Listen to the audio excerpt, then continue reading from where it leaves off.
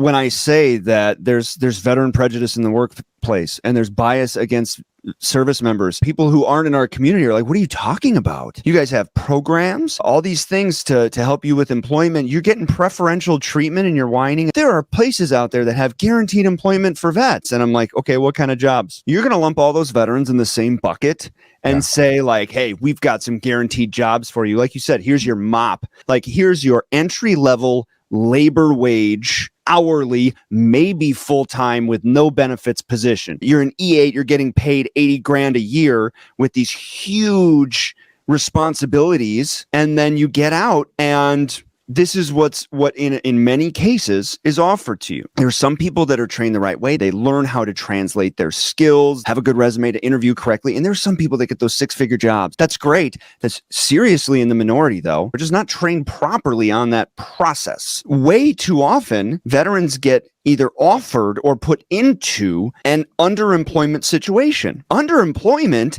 is flipping dangerous for a transitioner, because what does a transitioning veteran coming out of a position like you said that is, so important? You got 50 people working under you and the weight of freedom is on your shoulders. The health of the United States and your communities and everything you know and love is dependent upon you and your success as a military member. What do you latch your sense of self-worth to? We connect our value to our employment, and then we're offered a minimum wage, part-time labor wage position. And to say like, oh, you've got nonprofits, you've got guaranteed jobs, they're putting Band-Aids on a sucking chest wound and saying, be grateful for it. I said, thank you for your service and offered you an $8 an hour job. What happened to the grateful veteran? You're entitled.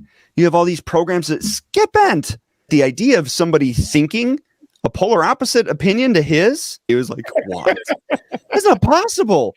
And so he's like, well, okay, this person obviously can't be a veteran because no veteran that I know would think like this. And so he immediately leaped to stolen valor. This guy would not give up because he thought that he had somebody with some modicum of influence or a following trying to pull the wool over people's eyes and pretend he was something he wasn't. And I get the passion behind that, but he was mistaken. Eventually, I decided to do something that I would never recommend that anybody do, but I FaceTime with him. I started rifling through my boxes and I'm like, here's this award, here's this medal, here's my DD-214, I'm going to cover my social, here's my shadow box. Leave me the hell alone, right? Yeah. He was like, okay, I get it. You are a service member. And we ended up having, I wouldn't call it a good conversation because I was miffed, but like I was trying to understand and try to get him to understand. I told him, I was like, look, man, we all get into these echo chambers and we surround ourselves with people that align with our values. So there's this entire other world of people out there that you couldn't even comprehend exist. And when you lash out to at other veterans, when you claim stolen valor when it's not really a thing, when you so loosely throw around such a serious accusation, it cheapens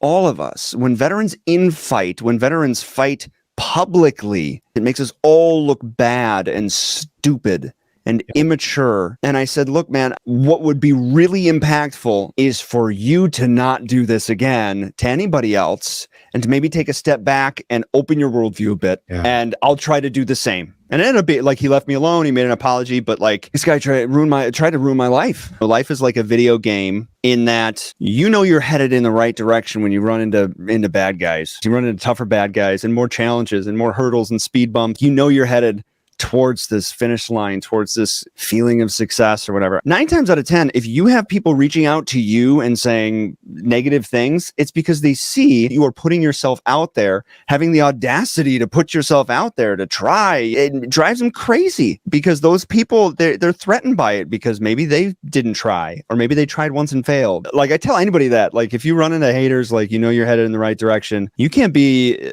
an effective leader without empathy. Narcissists and sociopaths are sometimes charismatic enough to inspire short-term compliance, but not love or trust. Those sort of things that true leadership connects and inspires. LinkedIn's still such a very effective tool, and nothing's happening to that. LinkedIn is going to be the king and the queen and the emperor all at the same time in this space for quite some time to come. And there's a lot we can learn about best practices that applies to other social networks by mastering that.